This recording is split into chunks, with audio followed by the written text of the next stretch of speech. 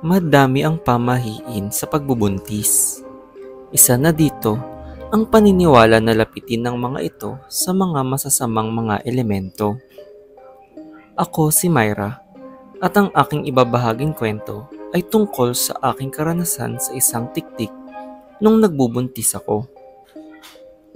Mga taong 2000 pa nangyari ang aking kwento at hindi pa uso ang mga cellphone.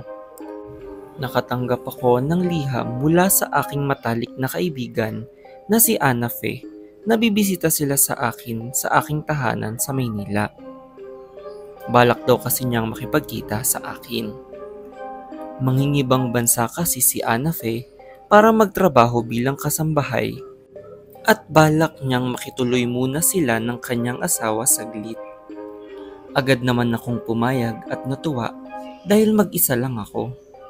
Nasa barko pa kasi ang aking mister, kaya wala akong katuwang sa bahay. Magkababata kami ni Ana Fe at nagkahiwalay lang nung lumawas ako pa Maynila. Gayunpaman, lagi kaming nagpapalitan ng sulat kahit ilang taon na kaming hindi nagkita. Nang malaman niyang buntis ako, ay gusto niya agad akong makita. Sa mga unang araw ay tuwang-tuwa ako dahil natutulungan ako ni Ana Fe at ng kanyang asawang si Kanor. Ngunit napansin kong medyo kakaiba ang kilos nila na tila may nililihim sila sa akin. Isang gabi ay nagulat ako nang kumatok sa aking kwarto si Kanor. Nag-aalala ang kanyang itsura at nang tanungin ko ito ay nagulat ako sa kanyang sinabi. Ayon dito, nawawala daw tuwing gabi si Ana Fe at hindi niya alam kung saan ito nagpupunta. Hindi daw ito nagpaalam at walang sinabi kung saan siya pupunta. Natakot ako para kay Ana Fe dahil alam kong hindi pa siya pamilyar sa Maynila at maraming hindi mapagkakatiwala ang tao sa aming lugar. Sinabihan ko si Kanor na hanapin agad si Ana Fe. Kabisado ko naman ang aming lugar kaya sinamahan ko na si Kanor. Naisipan ni Kanor na humiwalay ng paghahanap para mas mabilis matagpuan si Ana Fe. Habang naghahanap ay pakiramdam kong may nakasunod sa akin. Maya-maya ay nakarinig ako ng kakaibang tunog ng ibon at paglingon ko ay nakita ko si Ana Fe. Nang makauwi kami ay pinagsabihan ko siya at tinanong kung saan siya galing. Saktong bumalik na din si Kanor sa bahay at hinayaan ko muna silang mag-usap. Nag-aalangan na magpaliwanag si Ana Fe na naligaw lang siya matapos maisipang magpahangin sa gabi. Nang ako ay mag-isa na sa kwarto, ay nagkaroon ako ng bangungot at hindi maganda ang aking pagtulog. Naalimpungatan ako dahil narinig ko na naman ang kakaibang tunog ng ibon. Nang buksan ko ang aking mga mata, ay napasigaw ako sa tumambad sa akin. Isang halimaw ang nakadungaw sa aking kisame at tila winasak ang aking bubong. Mahaba ang dila nito at nanlilisik ang mga mata. Nagsisigaw ako sa takot at napadasal ng taimtim hanggang lumipad palayo ang tiktik. Maya-maya ay kumatok sa aking kwarto sina Ana Fe. Nanginginig kong ikwenento sa kanila ang nangyari. Hindi ako makapaniwala na sa Maynila ko mararanasan ang ganong pangyayari. Nagkatinginan silang mag-asawa at bigla akong nakaramdam ng pagdududa sa kanila. Nung mga bata pa kasi kami ni Ana Fe, ay naging tampulan ng asaran ang kanyang pamilya dahil sila daw di umano ay mga aswang. Nakita kong napatingin sa akin ng takot si Kanor at baka binabalaan ako nito sa pwedeng gawin ng kanyang asawa. Nagpa siya akong sa sala matulog at ipapagawa ko muna kay Kanor kinabukasan ang bubong sa kwarto. Naisip kong baka ayaw magpahalata ni Ana Fe kaya hindi niya ako inaatake kapag mag-isa lang ako. Marahil ay ayaw niyang mapagbintangan pag may nangyari sa akin. Kinalmahan ko ang aking sarili at patago akong kumuha ng mga gamit na pwedeng pangproteksyon sa aking sarili.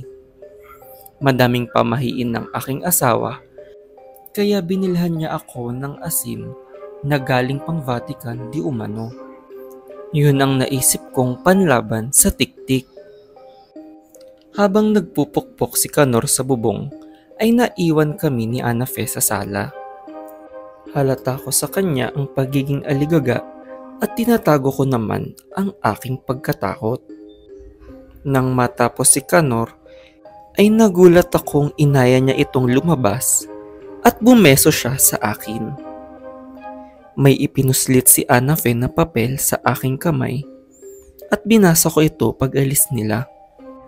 Nakalahad dito na si Kanor ay isang aswang na gustong kunin ng aking anak. Nagplano akong lumaban na pagbalik nila galing labas at inabangan sila sa may pinto. Pagpasok pa lang nila ay hinagisan ko na ng asin si Kanor at umusok ang balat nito. Sinamahan ko ng pagdadasal ito at nagulat ako nang may dalang buntot ng pagi si Anafe at pinagpapapalo ang kanyang asawa.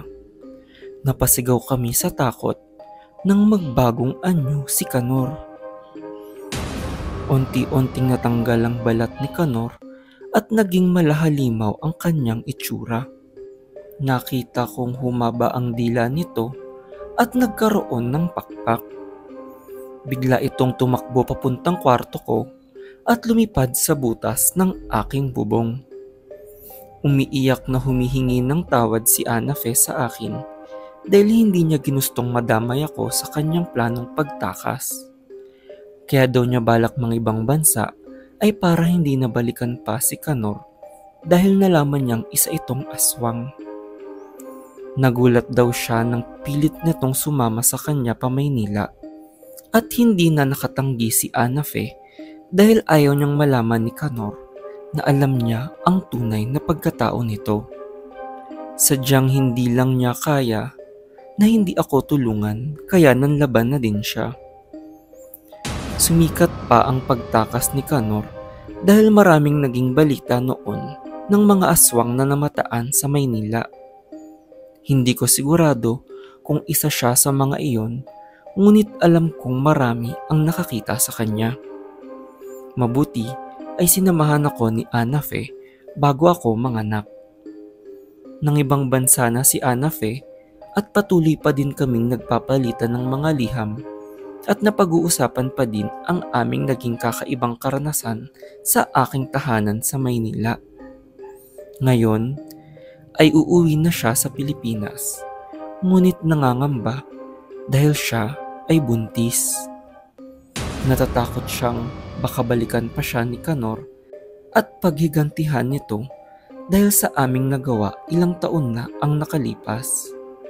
Gayunpaman, hindi ako natatakot at mas handa na ako para tulungan si Anafe tulad ng pagtulong niya sa akin noon sa tiktik.